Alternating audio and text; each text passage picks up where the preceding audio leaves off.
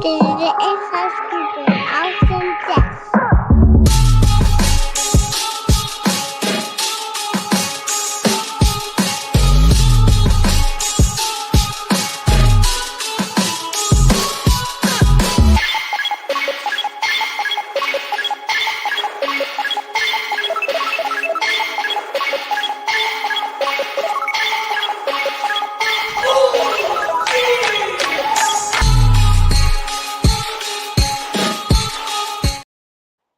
Welcome, everybody, to another episode of Inside Scoop with Alex and Jeff. I am Alex Dingman. I am Jeff Doss. What's up, everybody? We are live. Live. Let's get it going. We have a amazing and fun show for you guys today it is that full-on back-to-school time. And you know what? We got an amazing week ahead and a great weekend that everyone's going to be excited about. And I know we are excited for Amerikick Internationals this weekend, August 27th through the 29th. All day Thursday, they got things going on. Friday, all day events, and Saturday. And, you know, like they talked about when they were on the show, yes, they're starting some things early, but their thing is for you to be able to go out and have some dinner, you know, enjoy a little bit of where you're at. And then that way you can rest and then get up and compete the next morning. So, but yeah, I think you might as well do that. I think there's so many divisions now that is the reason why we can't do a Friday starting at 5:30, and then you end at 9, and then do a Saturday morning starting at 9. Like, you can't do that anymore. It's packed. Like, there's so many divisions, which is good because as competitors, we want to do more competition. And as people and spectating and part of the sport, like, we want more of those things. It's cool to say things like Jake Presley is probably the best traditional weapons competitor. All right. 20 years ago, you'd have been looked at someone like they had two heads. Be like, what do you mean traditional weapons? It's weapons. Right. And so it is cool that we can do something like that. But with all those divisions, that's why it's going to take longer. So if we're taking longer, might as well just start it a little earlier in the day, make it a full day. And we're past that. We're all doing that now anyway. So being in Atlantic City, we're not in Bismarck, North Dakota. We got things to do there. So we're going to have some fun. Jeff, you've been to Atlantic City a few times, I'm guessing. Tell me about your experiences in Atlantic City.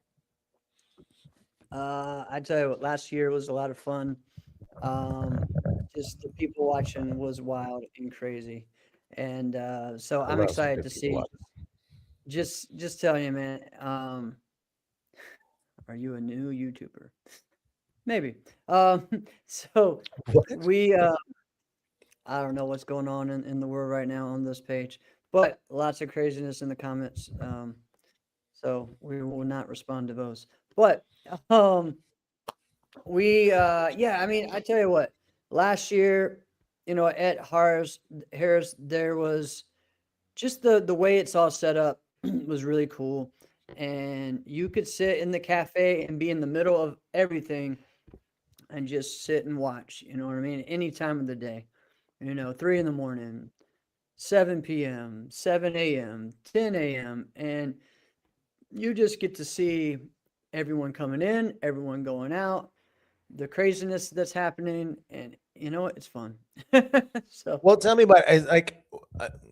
People watching is fun. It's a fun thing to do. It's kind of an old person thing to do, unless it's wildly entertaining, which Atlantic City is kind of a place where it can be. But I mean, how many people are we talking when you're at the peak of it? Is it like a swarm? What's it like?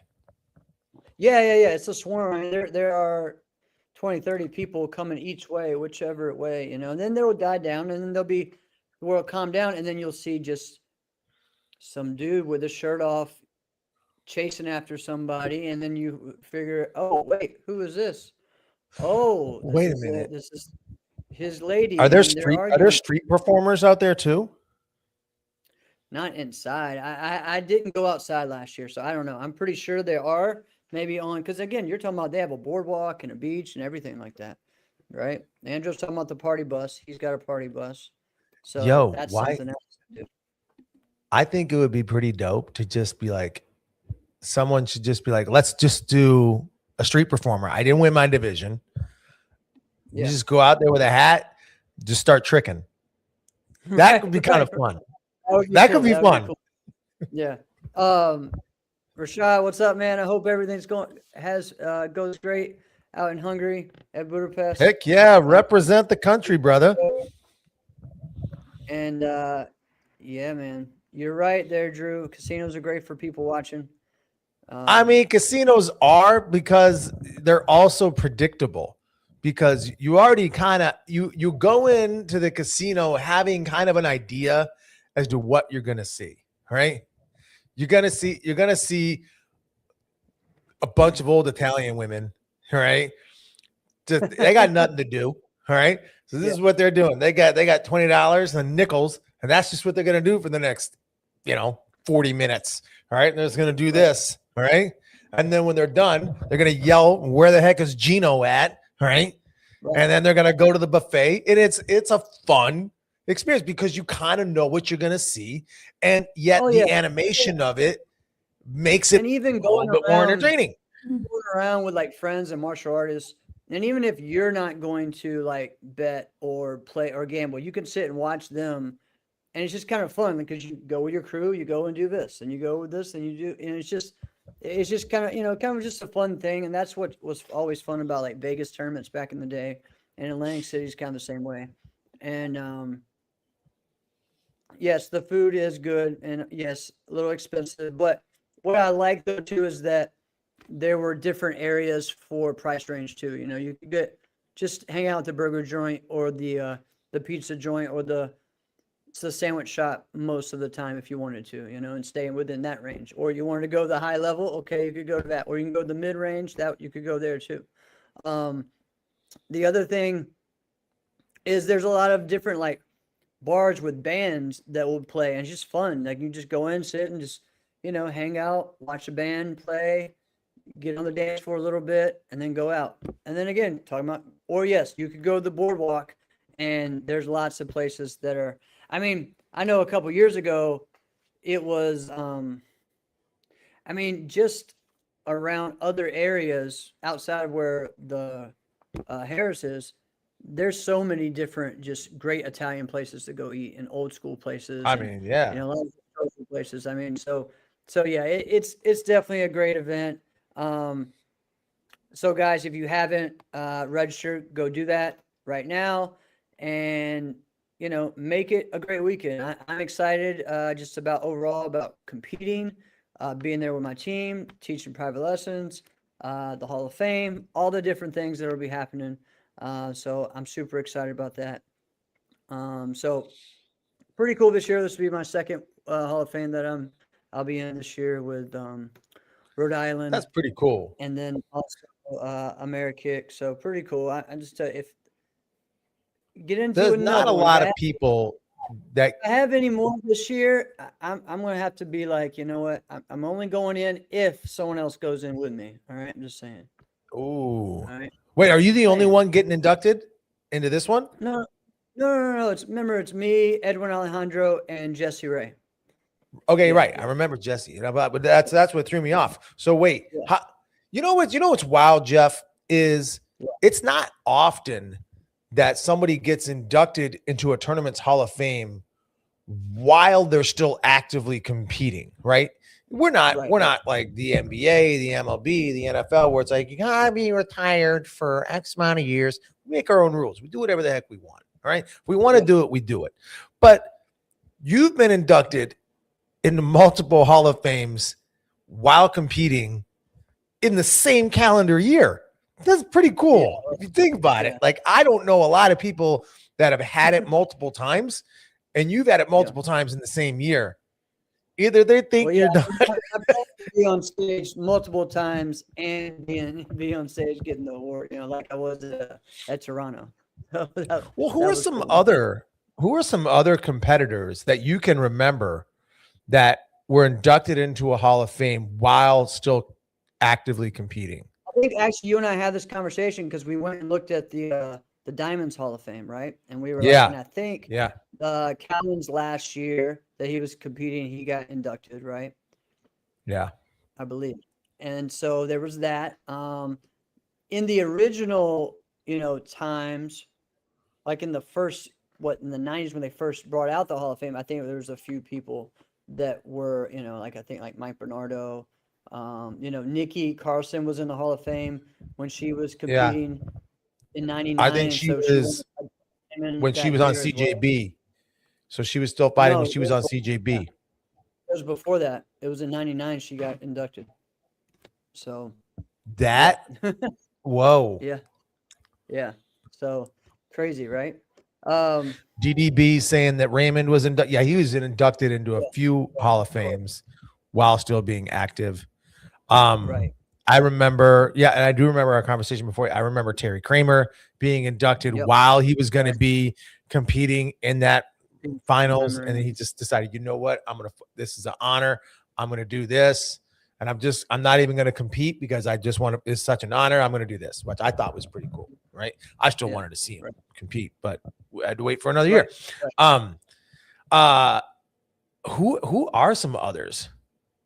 You know more than I do. I'm trying to think though. Yeah, I know, but I mean, those are the big names that were. Those are the big ones. Yeah. I know for me, it'd be cool. I don't know if I would get into the regular Diamonds Hall of Fame. Maybe Ken Eubanks, maybe. I don't know. But I feel like if I ever did, I think it should be you and me going in together as for the Inside Scoop. That's what I think. So I might bring you down. I might bring your average down. Especially for it being, the Diamonds and how important, how you are with that event. You know what I mean? So yeah, I don't know. I'd love that. That would be an honor and a half. I still think, hey, I want to get into the Black Belt Hall of Fame one day, and the only shot is through this avenue right here. The only shot is for me. But you know what? Well, this is all coming. Check it out, guys. So this is all coming at this time of year. So in this time of year, we're back to school, man. There's so many things that are happening. My kids started school. First day of school is today, right? So new school, and it's wildly larger than the one they were in before. They got different wings, but we know, and you know what's wild is because I know the building because I've been in the building like a number of times. But yet when you got to go, no, we have to do this at this time, and they only open the door at that time. And then I tried, when you try to like speak reason and you're like, wait a minute, this doesn't make a lick of sense. And you like repeat back to them what they said to you. And then they look at you like you're speaking a different language. I'm like, I'm just telling you what you told me. Listen to this. All right. Listen to this. All right. The entire school. Okay. 3 years old through senior in high school. Okay. That's all of the grades of all time. All right. We're talking before kindergarten, where we got 2 different ages before kindergarten, all the way to senior in high school. Okay. So the entire school, and parents are encouraged to not only drop off, but walk them to their classroom first week. No problem. Do that. So all parents are going to do that, right? It's a private school, so there's no buses, right? So we do this. And this is like, I'm like, did you not think of this? And there's this wing and there's that wing. And then you got to go through the middle gym to get to that part. But then that's upstairs. And if you go, just down the hall to the 500 rooms, I'm like, the 500 rooms? I have no idea what you're talking about. And they want you to enter the school at 7:45 a.m. That's when the doors open. Doors open at 7:45 a.m. Okay. Class starts. They are tardy at 8. Right. So they need to be in their desk before 8 o'clock, ready to go. Okay, cool. So you mean to tell me your entire school body, every single student and staff member and teacher and all of the students' parents and maybe siblings are going to be walking through the halls all at the exact same time and parking, mind you, and you think you're going to microwave all of that in under 15 minutes, you're the crazy one. You're the crazy one. We're not crazy. You're crazy. What world is that possible? Right? Right.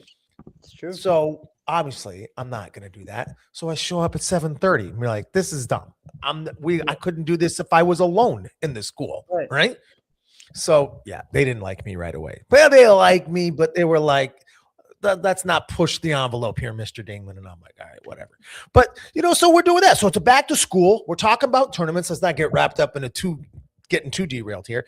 So tournaments and karate schools, it's definitely a thing. Like there's a back to school culture.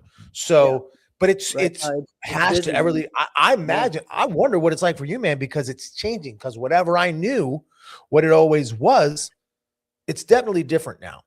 So it is, and the time of the year is different. And I don't know, man. It's like I'm seeing more new students coming in now over this last month than I have in a while. And not meaning like before after school would be like, I mean, before back to school time, like it's been the past month to 6 weeks, so it's still into summer. And so many new people are coming in preparing for this. And then you got the people that come in, want to try it out during the summer, and then wait a month before for their kids to get reacquainted with what's going on with school and then come back. It's like, it's not really always the best idea. But it's just hard because there's so many things happening at the same time. But yeah, that's a thing. And I was going to ask you, like, what is the ages like for kids going in, like, to the school, right? So, because this is what I've been hearing across like athletics and sports, is that there was such a huge push, years ago to like start your children as early as you can. They're 2 years old, get them into whatever, get them into tackle football. They're 3 years old, full contact jiu-jitsu. They should be doing everything. And then people are like, that's bananas. We're not doing that. We're going to start a new activity at 8 years old. Is that things you're seeing right now? What are you seeing? Yeah, I'm getting a lot of the 5-year-olds right now. Okay. Which is common. Yeah. And then that 8 years old. Yeah. That 7 to 8, so yeah, very true. And then also even, it's weird, but some more of that like 13, 14-year-old, that teenage kind of group that coming in. So that's pretty cool. So I think, I think it's pretty exciting right now. There's so many, it's just a lot of work to make sure that we contact everybody and getting them in here and doing our job of communicating and making sure that their first 2 weeks is exciting, but then don't forget about them after that. You know what I mean? Because you get right. Wait, they're new, man. Wait, they missed a couple. What's going on? You got to have that system, and it's tough.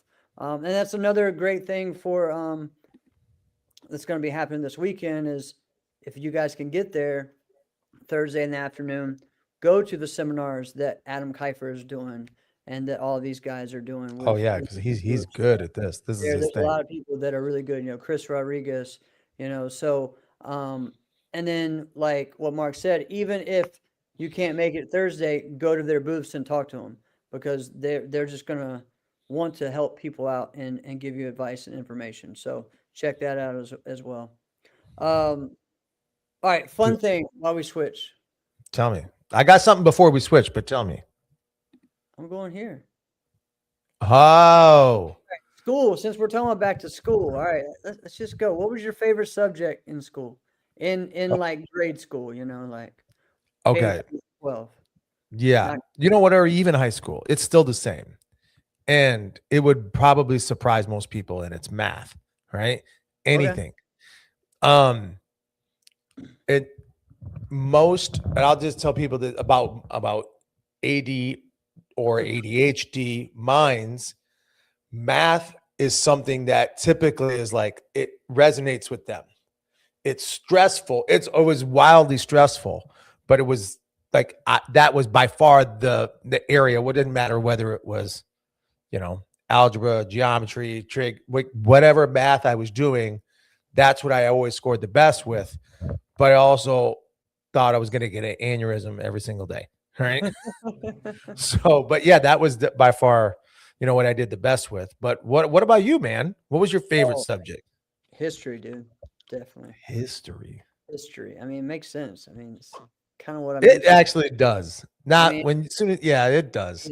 yeah. I mean, history from the very beginning of I mean, really, for me, it's history of everything. Obviously, sport martial arts, but like right now, all I'm listening to is this is crazy, but like pro wrestling history podcast. That's all I'm listening to. Like about how That it also checks out. and like from the 20s to the 70s to all all the The different areas. 20s. Yeah, and then even before that, like the Gold Dust Trio and the Texas Trio and all these guys that started this whole thing, and how it started in the 1800s, with in the circuses and the shows, which athletic shows and contests and everything, man, and how it went from being like not staged to okay, were they really working you? And no one's really not really sure if they were all the way back then, and how there was wrestling events, and then they'd be like, well, we can't put on. Maybe we need to switch from doing these 2 to 3 hour matches and switch it to something faster. I mean, it's a lot of Wow. amazing 2 to 3 hour matches. Yeah, and so like last year, they found the first. Well, they found footage from 1908, a wrestling match that was put on at a theater, and it was like Frank Gotch, I'm sorry, George Hackenschmidt, who was one of the first world champions, and he created the hack squat, right? So when you do the hack squat in the gym, he's the guy that actually created it, and and the way he did it back then, obviously, it actually is still better than you doing the hack machine. It's crazy. But so yeah, there's so much crazy history, dude. Yeah, Whoa. fun stuff. So yeah, there's a lot of cool things. All right, what about a teacher? Did you have a favorite No way, teacher? you did, dude. Sam, that's freaking crazy. He said he did one of his senior papers on the history of pro wrestling. So did I. I did one of my final for my speech class, and then I also did it was like my second final for my whole college was on that too. The other one was I had 2 final presentations. One was on pro wrestling, one was on bull riding. That's But why I anyways, definitely did mine on martial arts. well, and also and I did a lot of that too, but I actually went on how pro wrestling created MMA, and that was kind of, so it was all kind of tangled in together. Which was pretty Yeah. perfect Yeah, for especially you to write that. 2004, 2005, 2006. Yeah. Yeah. So favorite subject as well. Like, so for me being in Virginia, like Virginia history is just very big, very important, and even just in American history, So it was really cool, and we could go to a lot of these places for what do you call it? Like actual context, because you could see like Yeah. where that battle of Yadada is, Right, and you'd be and right we there. would go, and we would take, it would be one of our field trips, that we'd go to Jamestown, we would go to Williamsburg, 20 minutes down the road is Appomattox Courthouse where the Civil War ended, so lots of really cool things like that. All right, your favorite grade, like grade year, not meaning like, obviously A would be your favorite grade, but I'm not talking about that, I'm talking about. That's hard. I'd have to say probably sophomore year in high school. I would, yeah. It was like the time it was, because I mean, when was sophomore year for me? What was that been? 96, right? 95, 96. So, I mean, that was pretty cool time. I love 1996 for me is like one of the coolest years in my life. I think about it in martial arts in 96. Yeah. That was a pretty dang awesome year, right? Because we were talking about before, like, hey, what are some of the best years in sport martial arts? We're going to come back and do that soon, guys. We're going to do that in a couple weeks. And 1996 was pretty dang awesome. Yeah, right? It was a cool year. And so I just think about being a teenager, being in high school, entering a whole new school, Like at the same time, it was like I just felt really cool. That's when I actually started to feel like, am I good at this thing? Like I was good in school, and I do local tournaments, but I didn't really like. I don't know. Like, am I actually good? Right. And then when you start to do, because now at that point, I'm a black belt. Right. Yeah. I'm a new black belt, and I started to go, I'm going to go to this city. I'm going to go to that town. I'm going to do a little bit. And you start to win a little bit and like, all right, maybe I'm not that bad. And it really does something for your self-confidence, man. Yeah. And so that's why I like what our sport does. Brett said senior year because work release. That's pretty cool. Yeah. Man, I keep going back and forth because I guess I think about maybe each school, you know what I mean? Like elementary school, middle school, high school. I don't know. I mean, man, I missed a lot of school either way, but I think I don't know. I keep kind of going back to junior year. I think for me, so that would have been 2000, the end of 2000 to the beginning of 2001, right? Yeah. So and then because 2000 into 2001 to the beginning of 2002 was really cool. That was my senior year. But dude, what was high school like in the early 2000s? Because I don't know what that's like, because my senior year was 1999. Yeah. So I don't know what the 2000s were like. I kind of knew some of the people, but I know what life was like in the year 2000. It was like everything just like the world just was like, we're going to do things a little bit different. Yeah, everything just started changing a little bit, like even little things of just the way that we even, got our lunch and the code we had to put in, and even just silly things like that, and I mean, you remember some of the vending machines that we would have in school back then? Oh yeah, dude. There's some things. Everyone I knew lived off Mountain Dew right away. Right. You know what the thing was that was big? Fruitopia. Do you remember Fruitopia? Dude, I think that came to you a lot later, because I remember having that when I was in junior high. Okay. And I'm a couple years older than me. And if you got that in high school, you were significantly delayed.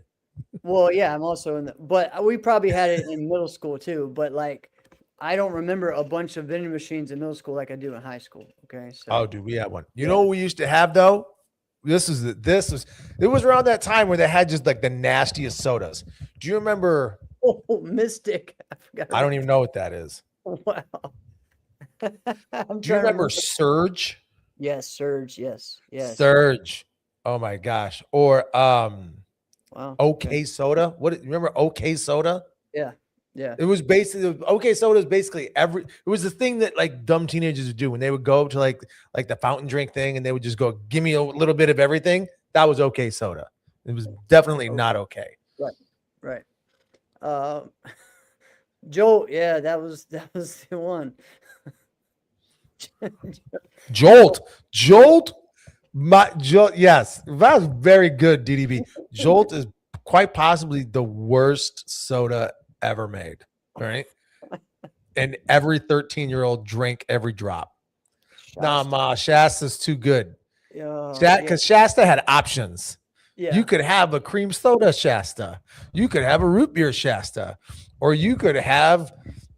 That's a good one, Troy. If Surge was a human, it would be named Alex. That was a good one. Troy's just trying to throw shots because we just did our fantasy football draft. And your draft was not as good as mine.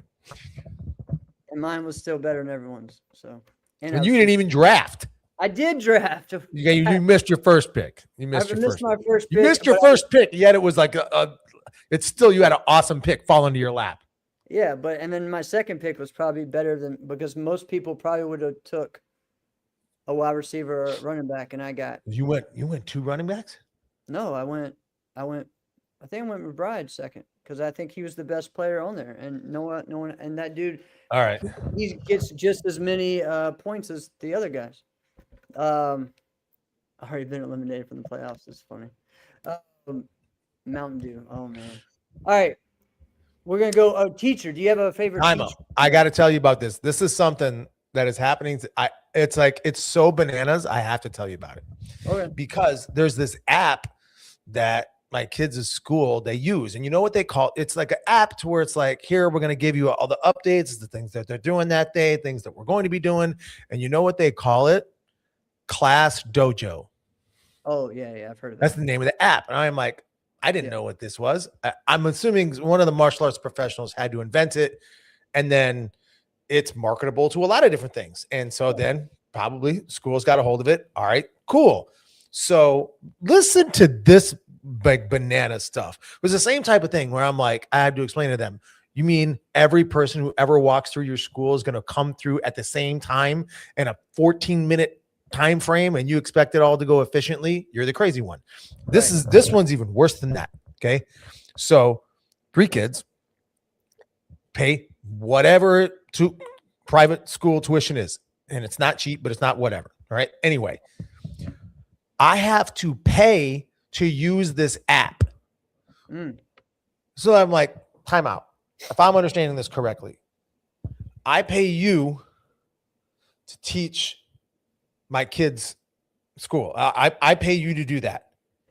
And now I have to pay you to tell me what you did.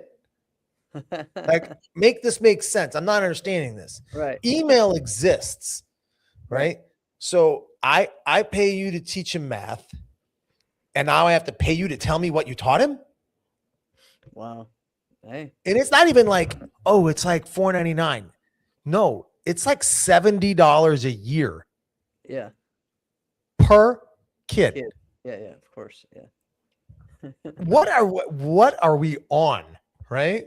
So I'm gonna protest that. You're gonna protest it. Okay. I'm probably gonna lose, but I'm still gonna do it. All right, so you got a new app. Why did you get it? How much is it? I think it was $70. It was $70 to use it for the year. Yeah, so that's like $6.25 a month. It's not that big difference from what you just said. It's not the point though. The point is, you see, like when I say it out loud, and I didn't say anything incorrect. Yeah. When I say it out loud, it sounds crazy because it's crazy, right? Well, yeah. I pay you. You say good. We agree to the terms of the transaction. Right. Now I have to pay you to tell me what you did. No, that's dumb. No, that's weird. Yeah, that's not the point. I don't understand it, but that is a back to school trend that now everything is going to online and everyone has an app. And I tell you what, I'm tired of everything having an app, bro. Like my phone, the other day I woke up, my phone was like, your storage is full. Delete things. And I'm trying to delete the apps, all these random apps that I have. Some I have to have. And it's like, my phone just froze, wouldn't even let me delete it because it was so storage full. And I'm like, what the heck? So, it is crazy, right? Dude, it might be it, Troy. I'm not ruling that out, but I don't know how I would do it. I would just make them all do push-ups after a while. Like, you're either gonna get real smart or real strong. Right. That's true. Either way, I'll be fine with either one. All right, let's go back. Favorite teacher. You know, I had this chemistry teacher in 8th grade. I can't remember his name, but he was super cool. And here's what it is. So I remember there was like a quiz, right? And I did this quiz, and I got 18 out of 20. And then he didn't get the quiz, right? And he's like, no, you didn't complete it. And I'm like, I 1,000% did this. Right. Yeah. And he goes, I have all of them. I'm missing one. I don't have yours. And I'm like, listen, I did it. And he's like, well, what did you get? And I said, I got 18 out of 20. And he goes, he didn't say, but he basically was like, bull, I don't believe you. And he's like, all right, now, what is the periodic table symbol for gold? And like, still to this day, like I can do all of them. Right. Oh. Really because of this guy. And I'm like, AU. Right. And he's like, potassium. K, right? And I hit them all. And he's like, all right, you just listed all 20. So I'll give you 18 out of 20. And I'm like, what happened to 20 out of 20 if I just got them all? He's like, no, you should have said 20, but whatever. I always remembered that. He was a super cool guy. He was one of my favorites. And so to this day, you got to at least say whatever you taught me is stuck. So I like it. That's cool.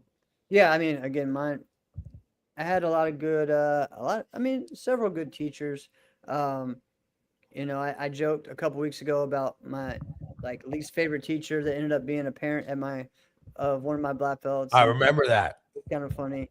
And then I had a really good fourth grade teacher.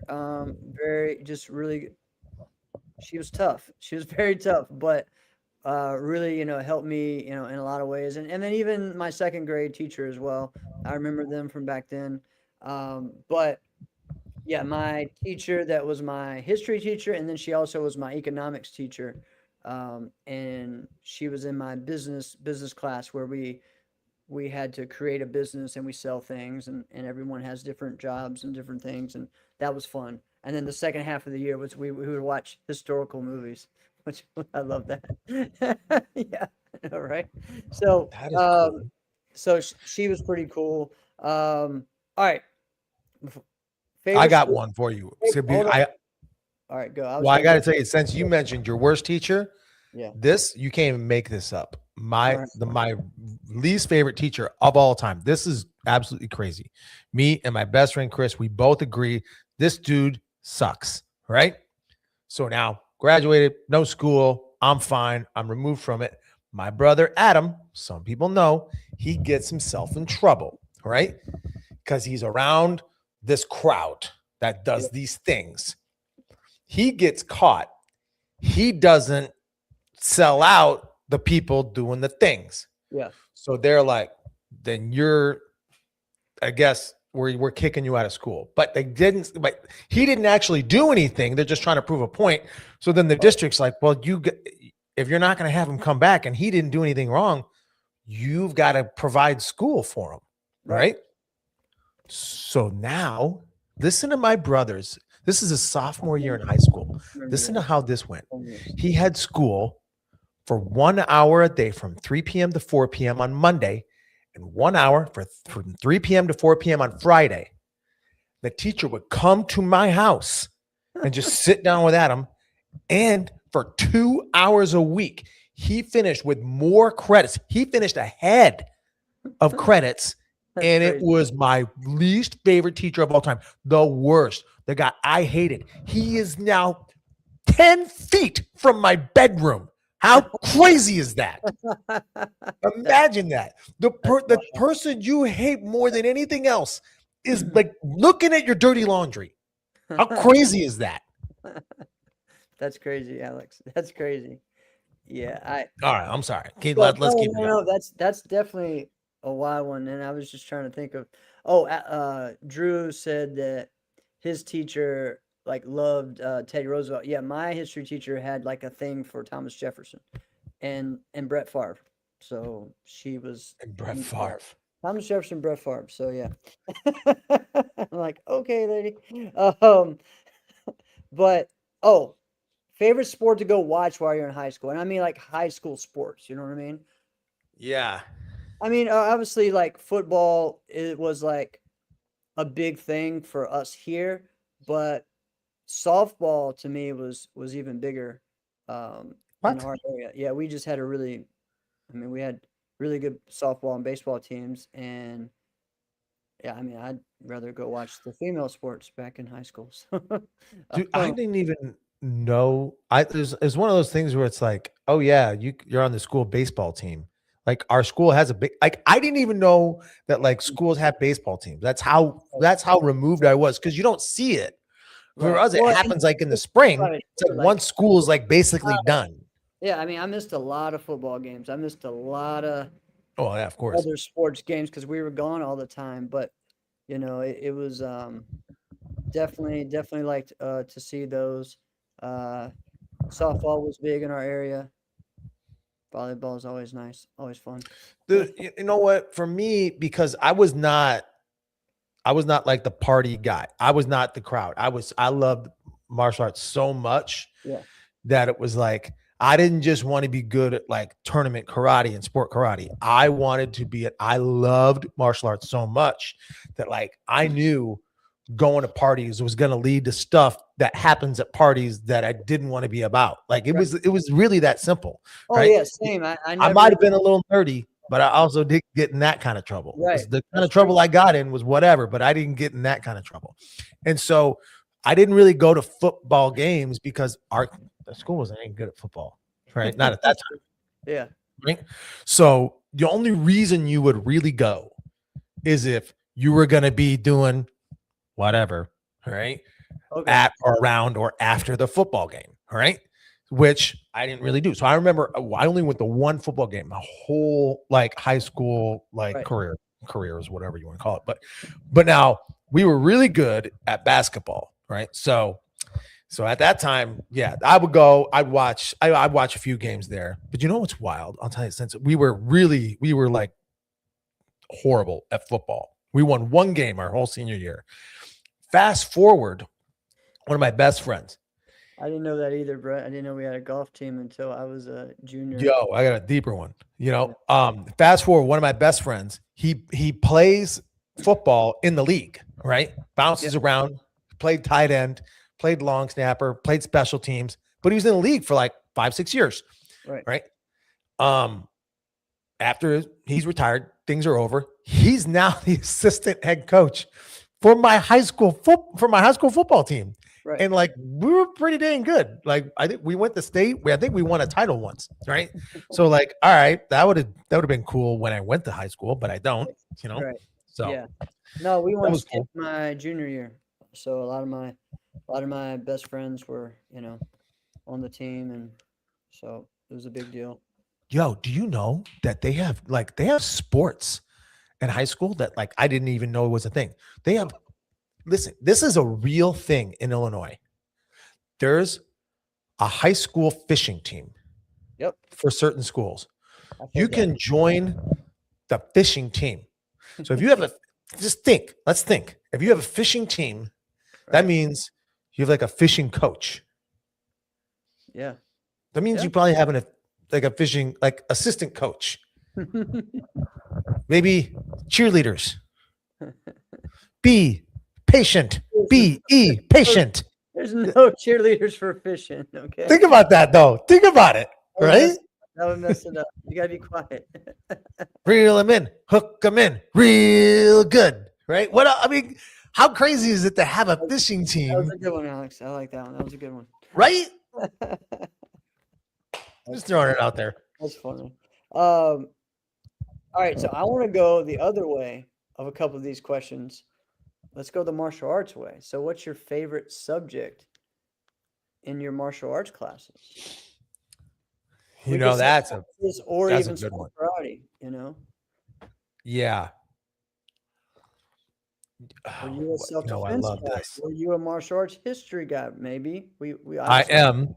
And so here's the answer is going to be very similar. So my favorite teacher, because we all have favorite teachers, right? But like, let's say Carmichael Simon, who at that time, like I looked up as is like, he's like an actual icon who actually walks and breathes. And it's like, I can see this person, right? That would have been it for me. But we never talked to each other till now, right? But it would have probably been like my original martial arts instructor. His name is Scott Masterton. I remember I mentioned him to you when we talked about sidekicks.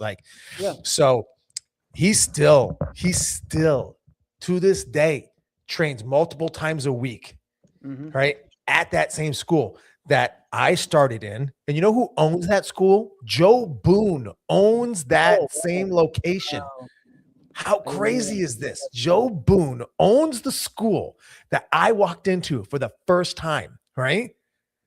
And so Scott Masterton, he is like a living legend in that area. It's not just for national, like everybody knows who he is, right? Yeah. And he teaches, like he's taught me like a lot of different things. Like he's taught me how to do like little like introductory parts of like kendo, right? Like who the heck even knows anything with this? This dude's a martial arts junkie. He knows everything. And then he just regurgitates it back to me. And I'm like, sounds great. Yeah. So yeah, he was definitely my favorite. But if I were to say like it would still be like creative and open forms were my favorite, because my favorite time doing that was training with Catherine Miller, right? Right. Because she really was single-handedly helped me even figure out like how to be creative, because that is a skill that I feel like lacks in some competitors today. Like not just the skills, the skills of the competitors today. Oh my gosh, there's no way we could have ever touched, right, what they're doing today. Like if you take a 13-year-old today and put him in, 2004, you look like a freaking superhero, right? He would beat all the men, right? Yeah. So that's how good they are today, skill wise. But the creativity, like I didn't know. I just did whatever anybody told me to do. But to like unlock like a little piece of yourself, and like how can you make something different? How can you do that? That's why I really had a lot of fun with that. Fighting was just cool because I got to kick people on the head. Yeah. And then you learned how to not get kicked in the head. Right. Like, and it just became fun. It was just fun. It was always fun. It's even to today, right? Man, I really like demo practice. Probably was actually that type of stuff. I hate that so just much. because it was fun of us, like what would we call it, like the SWAT team or whatever. Everybody had a different thing.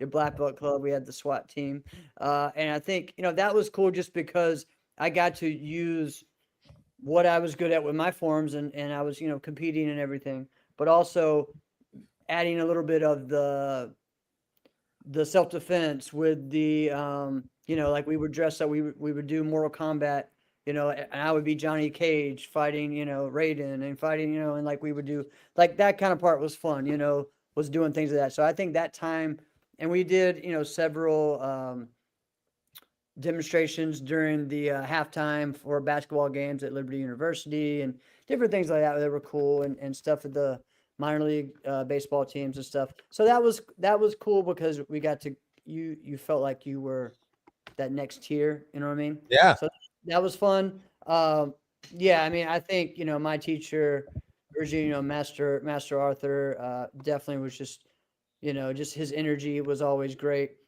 But I'd say as far as like favorite teacher still is like like even this weekend, my Shotokan instructor comes up for black belt testing.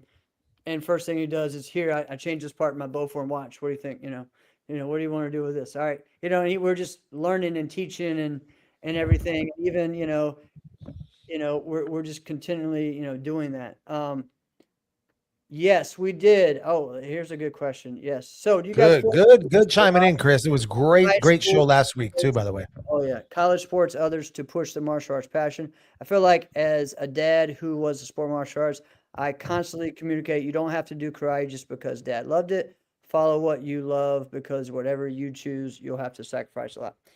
Yes, exactly. And you know what? Like I had to, with one of my stepsons, it's like, hey, soccer is what you're really into. Like, but you're amazing at martial arts, but I can't make you keep doing this, and you got to want to do it. When it's here for you whenever you want to, and even, the other day, hey, when you want me to take over the business, well, come in here and do some classes again first before you start wanting to take over, but like I mean, he loves soccer, now the other son, he loves kickboxing, and that's what he wants to do, and he just showed up today out of nowhere and did classes with everybody just because that's what he loves doing and being here for everybody.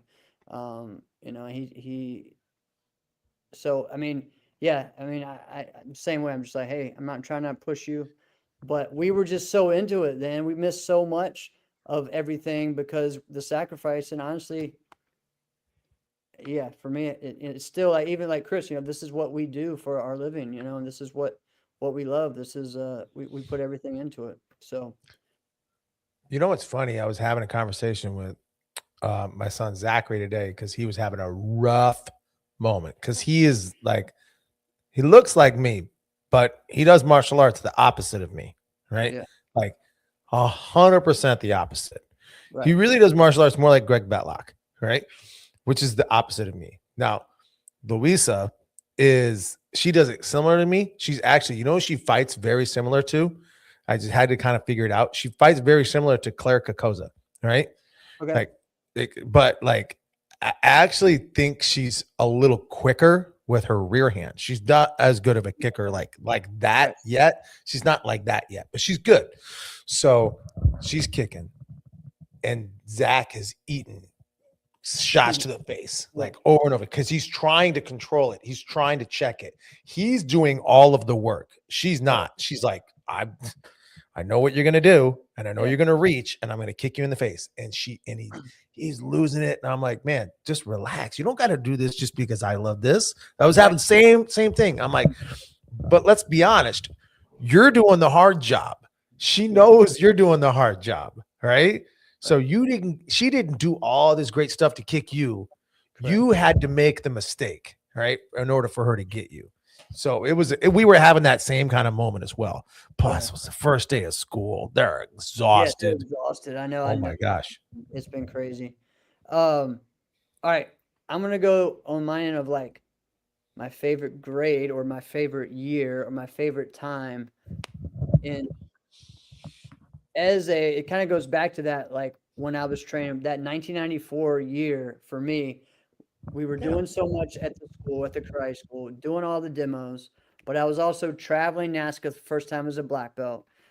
And I tell you, man, it's crazy how this subject just kind of popped up.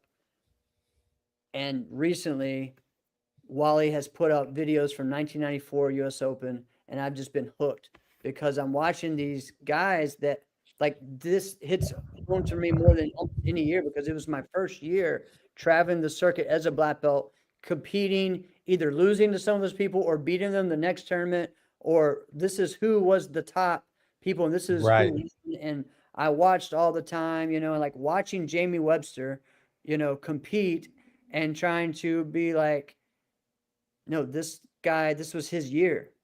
This was it. He never really did anything else after this or even before. Like, this is his year, and how creative it was, and different it was. And it's funny. So I show Shelly a few of these videos, right? I'm like, this is 1994. This is my first year. This is US Open 1994. Okay. And she watches some of them and she's like, what did she say? I want to hear it. And again, because Shelly started getting into martial arts around 2010 as a parent and, seeing everything and, now going to tournaments, seeing still what's going on and just being impressed. And she loves sitting with me and watching me teach my private lessons with the top competitors, the brand new competitors, my students, so she's really into it. And so first she's watching Richard Brandon's like, wow, why is it? Was he really that fast? Like, or is this sped up? Or, you know what I mean? Like, cause that seems like back then people weren't moving that fast, and she's like, I don't know if I like all the things, but dang it, he's really athletic. Then I show him her, Jamie Webster. And she was like, I don't know. Cause the style was different, right? Obviously. Yeah. Didn't Jamie Webster, wasn't he the one who would like go back and forth? Like he would kip and then go back to and then just go back and forth. I don't know if I like that. That just doesn't, it just looks like, because it wasn't the prototypical chop punch chop, like the hand technique, chopping and pulling and striking and swinging, but then he did the thing where he does the back handspring into like the belly roll into the front kick. And she's like, whoa, hold on. That looked like he just went into the ground, like became water. You know what I mean? Like that was cool. So I try and explain that. And then I said, all right, now be prepared for this. This is what the top level creative bow was, in 94. Oh, and you showed her Mike Bernardo. And I'm like, really? This is traditional weapons now. And she's like, dude, that was really good. Like I'm into it, and he's very captivating, even without having to do so many things. Like he had your attention the whole time. And it's like, yeah, like that's what we had to do. We learned how to make all the noises, how to get people, like really put on a show, and I don't know. So that's been really cool watching the black and blue videos from that year. So many great forms, good and bad, like different things that people, like there was just, it was just 1994 was just a fun year because it was just different than anything else. And for me, it was great because it was, that first year of me competing as a black belt. And, and I got to be on stage several times in my first year, which is wild and crazy to even think about, so, and it made me go think, okay, my first NASCA, first place win that was on stage, that was Compete Nationals 94, getting to be on stage against Carmichael Simon, Jimmy Pham, Diego Lopez, Ebony Adams, all these different people, Jennifer Santiago, it's just wild, so, oh, sorry, Bernadette Ambrosia, Brian Ruth, like, come on, it's crazy. Peter Lunde. So, and then even going back, man, it's way too crazy. I'm sorry, I can go all night about these videos because I watch Carmichael's form from US Open, right? And he goes to do his jump split kick. I'm like, oh, he took out the backflip. And it was because at the tournament before at Bluegrass, Peter Londe won because he did the jump split kick backflip and kind of fell forward, right? And like crashed. And so it was like, okay, you didn't really even need to do that. So he took that out the next tournament. But it's just like things like that, and most people wouldn't really, anything else, I wouldn't have even thought about it, but because it was that year and I was so into everything, and probably, I mean, I was probably into everyone until I was probably 18, you know what I mean? Every finals, everything. Oh, this happened, and this is why he switched it at this tournament because this is what happened the tournament before. And we don't get that as much now because on stage, at least, because back then what was cool was that you would have at least, sometimes they would do runoffs and only take the top 4, at least in those early years, but a lot of times they would take all 7, and you have 7 people on stage because there was only like $5 grand, or $6 grand. So you could do that. You would have 7 people. And so like you really saw a whole show. Then you would have Bluegrass, who would put all 14 of us on stage, or Competes, who would put 14 of us on stage. We would just go, and it was just different, man. Well, and I still think that there's a world where that could be possible to do something like that. If you have to do the traditional grand and the CMX grand, fine. All right. But if you want, I just don't think you can't call it an overall if it's not overall, right?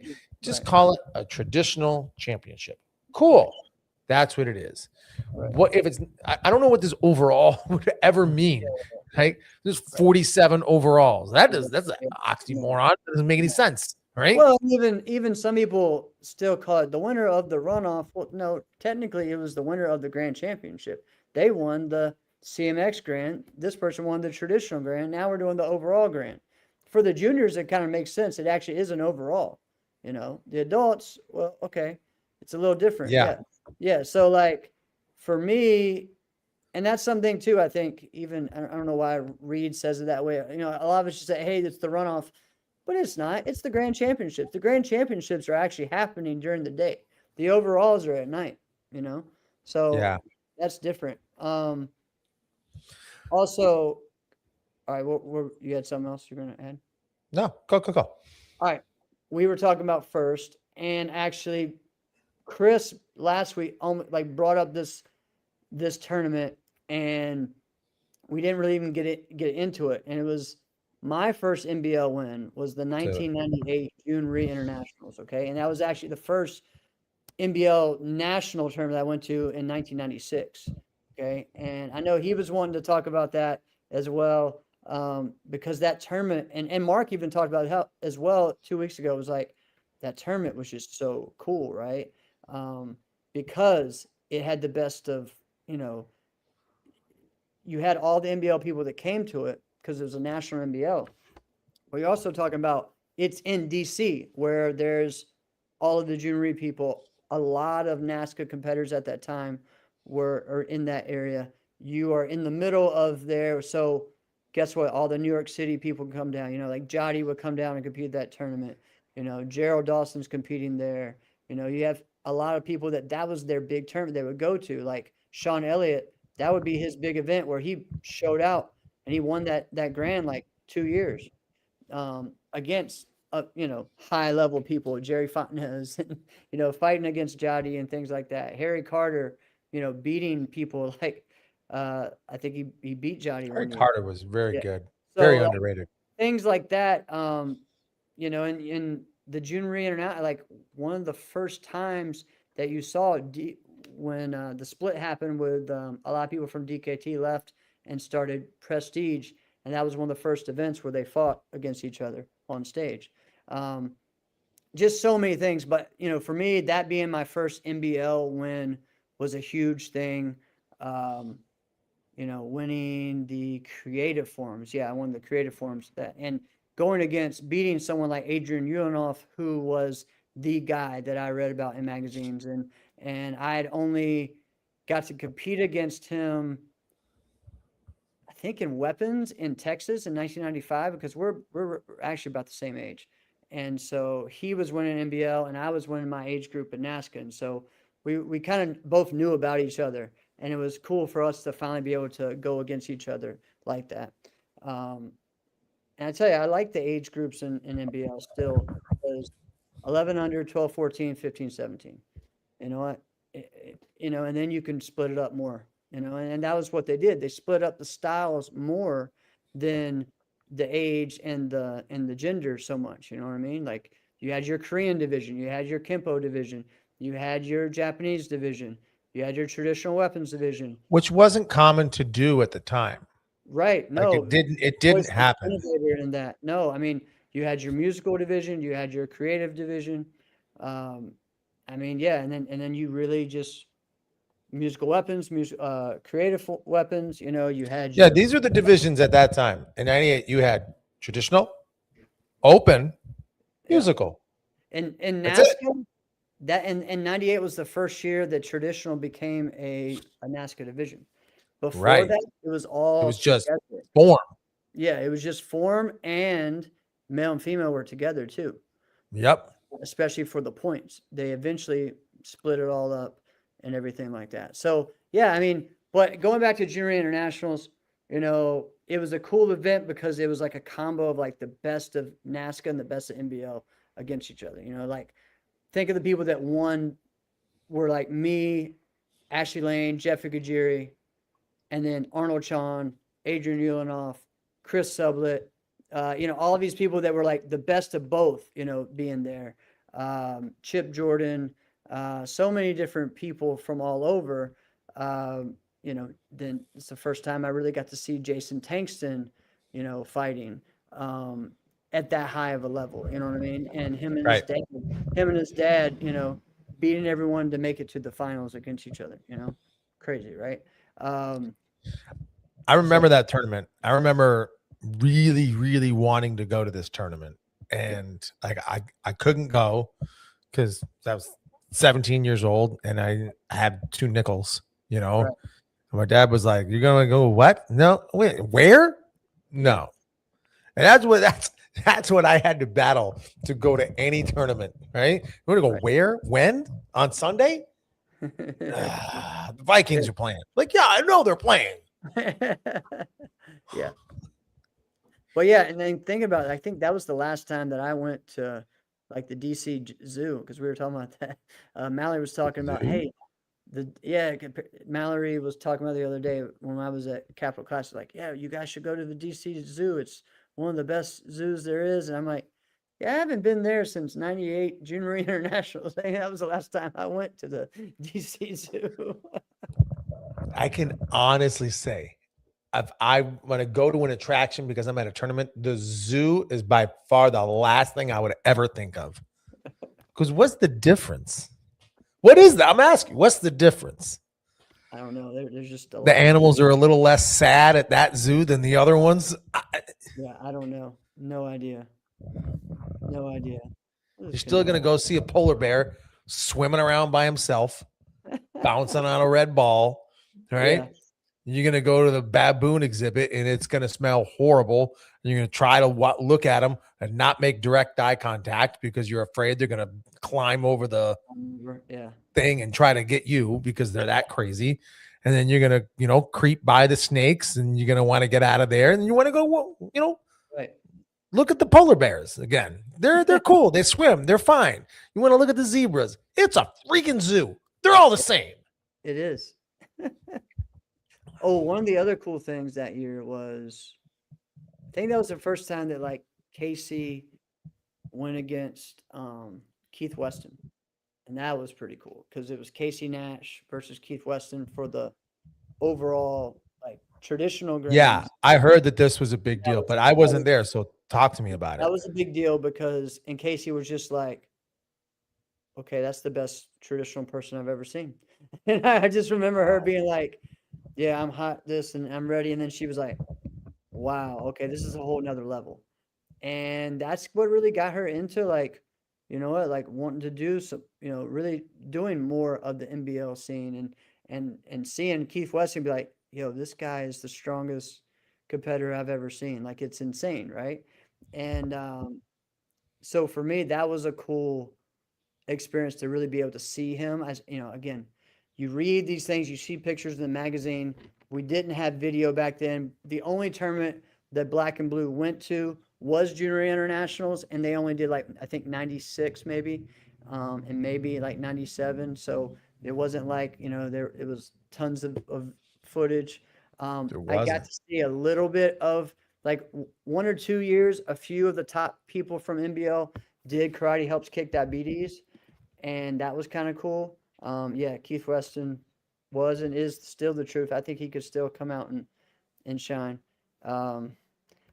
But yeah, I mean, so that was a really cool experience to see them. And, he was not only, I mean, I loved his forms, but his traditional weapons back in the day was insane too. Just how, imagine someone that strong be able to whip a bow and just, like it's crazy. What's so interesting is, I remember when we had him on too, his personality and his temperament, polar opposite from his performance. Like they're two different people, Yeah. Oh yeah. And there's a lot of people like that. Like Mike Bernardo was kind of like that as well, Oh yeah. Oh yeah. But it is pretty cool to have the stark contrast of like this and that. Yeah. Yeah. But yeah, I mean, for me, that was a really cool thing was that was, doing both NASCA and NBL that year, it was wild. And being able to, compete at Junior Internationals. And unfortunately, that was the last year that they had it. 98 was the last year. And then, went to Dixieland after that. Another great event with high level people. But yeah, and Malaris and I we were all talking about, the differences of NBL and the crazy things that people did. I mean, yeah, it's kind of wild with some of that. Like that was really the first clash of styles that I remember was that event. You know what I mean? Of people, so listen to this one. Being this like, whoa, this is different. Okay.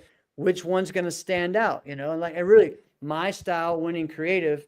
And then I didn't win musical because I was doing a NASCA style musical form. I wasn't to every beat, know? And so I did pretty much similar form, and actually a lot of ways, I thought my musical form was a better form, but I wasn't to the beat. So I had to come back and learn, and I did Moni Moni the next tournament and won, you know what I mean? So, and just what you got to do. That was where Jeff Igajiri won his musical because he did Go Ninja, Go Ninja, Go, and it was to the beat.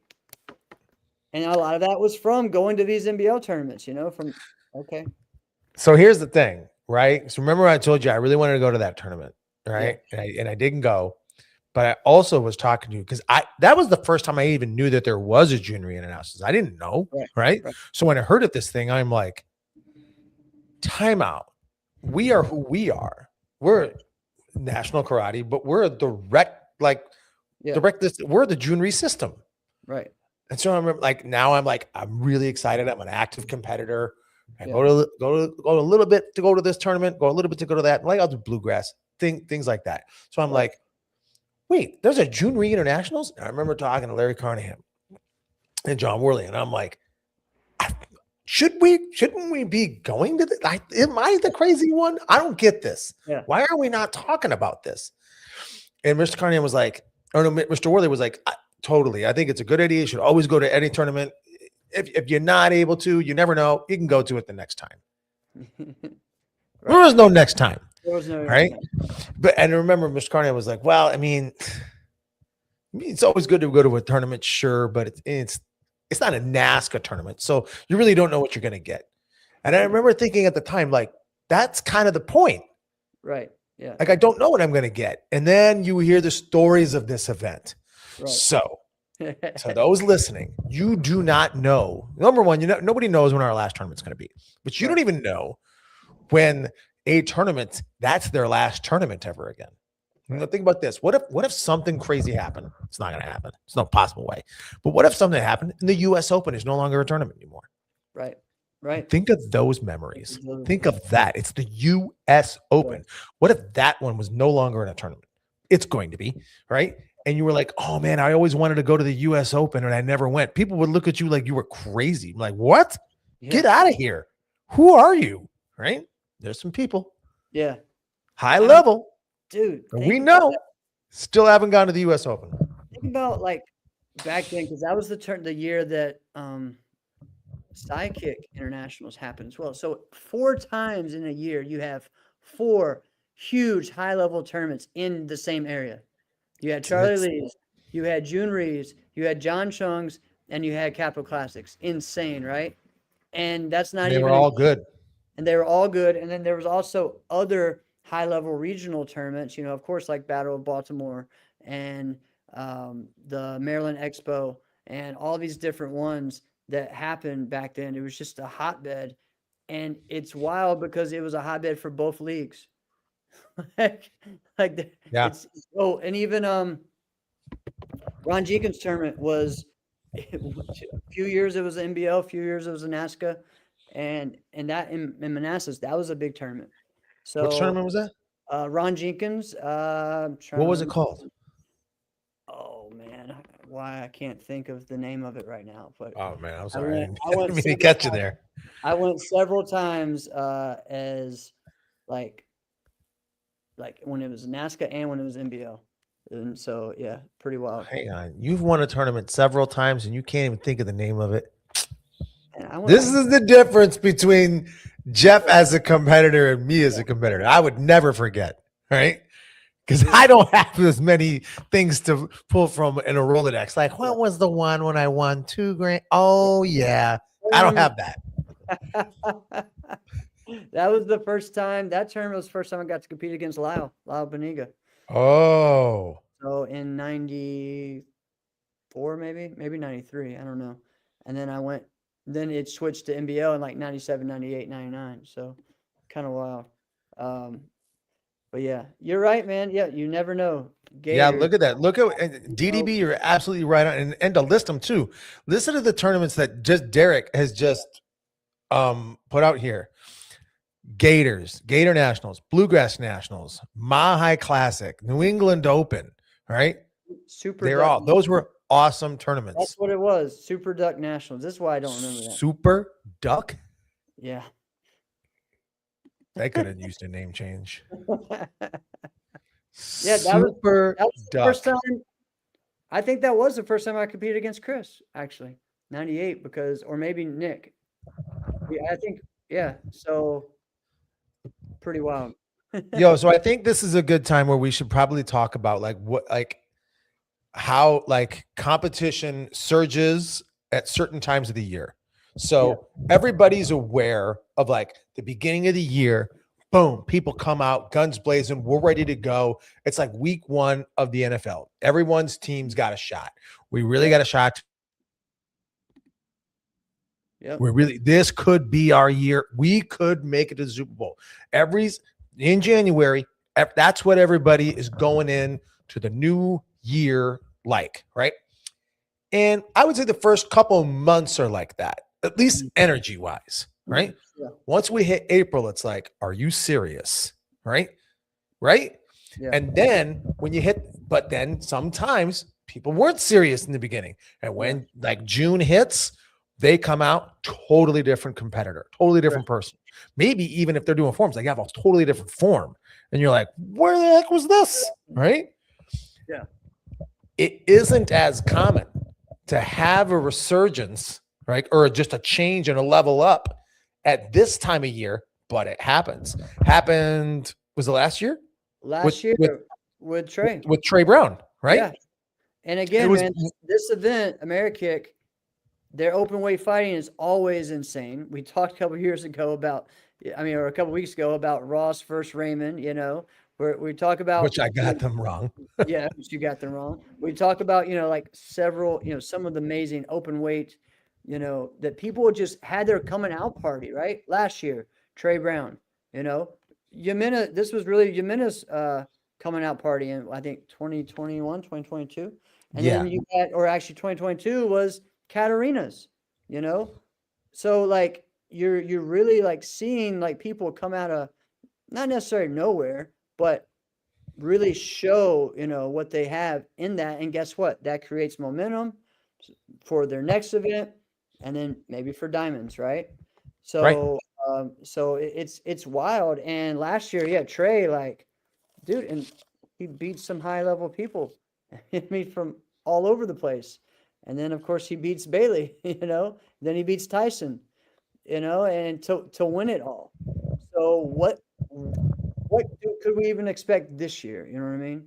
So yeah, and it's like, let's just talk about that one for a moment. Like, because I know we talked about it when it happened, but Trey beating those guys isn't crazy that he could or he would and he did. It's that he beat all of them in the same tournament. Right. But and then also, it's not a like a knock on him, but at that time, no, we would not have picked you over Bailey Murphy.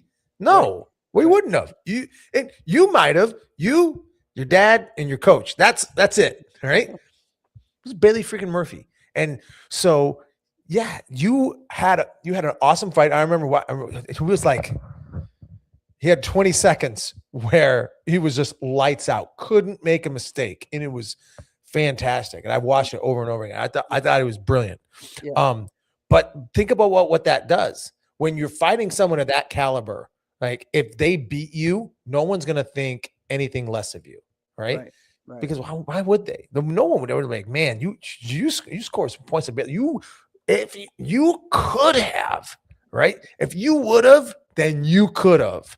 And those are the things that happen. And people usually build you up like, you got to get back to the lab. Everybody says the same things. Get back to the lab, get back to the gym, start working. But it's so much harder to push through and actually keep going and winning. But once you do, you are now that kind of guy. And he is that kind of guy now because he beat all of them. Right. And he stayed at that level. Yeah, pretty much all up and until and including now. Right. Yeah, I mean, so it's impressive, and it's really like exciting to see what's going to happen, this weekend, because who's going to be that person to step up, and who knows who it's going to be, right? And it's happened consistently in this event, like. Some of the Europeans coming over and winning. Some of the people from Mexico coming up and winning. I mean, there were some crazy ones years ago. Some that we've even, I think, forgot about. And I'm trying to remember. I mean, there's just been some wild ones from this event that have came up and came out and won. There's one that I was like, I really wished there was a fight I really wish would have happened, and it didn't. I want to say it was 2016, so she's 10 years ago, and I think it's when Morgan got injured. Yeah, and was it her? Was that 2016? Am I remembering it right? I think so. And she I think she tears her ACL. Is that right? Did she tear her ACL? I think so. She injured her knee. Right? Yeah. She injured her knee. She couldn't fight. And it was kind of like posturing is like, Evelyn Naines is she's coming. She's really athletic. She's really skilled. She's good, but she's that kind of fighter. She's a European fighter, but now she's coming over here, and Morgan gets injured. She can't continue. Evelyn wins. But if Morgan was there, if she wasn't injured, would it have been? And we don't know. And that's the one I always think about. Like, that would have been good, but it didn't happen. Yeah, I mean, so many cool, and just this event has just changed a lot over the years, and just the different people that have come. And for several years, it was the top fighting tournament, because the open weight fighting was deep. It was like, I think there was something like 40 to 50 fighters, right? And in the open weight. They would have multiple stages for that. Yeah, and they would have one on one side, one on the other, and so you know what? Congrats to them. Going to be another great event. Amerikick, Atlantic City this weekend. We're going to have a lot of fun, and yeah, man. Are you doing any gambling? Do you do that? Do you play any games? No, like last year, I remember I walked around saying, "All right, I'm going to do one slot," and and I never got myself to do it. Just The worst thing someone can do is win. Oh, I know. Exactly. It's the worst thing. I'm gonna tell you this quick before we go. I remember I'm 18. I have no ambition to do any of this, but in Minnesota, there's a few casinos you can go to when you're 18. And so I'm like, I'm just there. I'm along with my friends, and they're like, we're going to a casino. And I'm like, all right. And so then I remember I had $6, and I'm like, all right, I'll go with this. I put my last dollar in. It was like video poker, and I like held one card or whatever, and I get a straight flush, and I win like $53 or something crazy. And I'm like, what is happening? Right.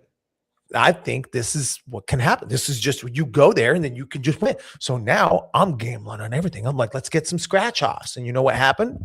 I won $48 for the next 4 months. This is what I'm doing. I'm like, this is what you do. I wasted so much money. It's so dumb.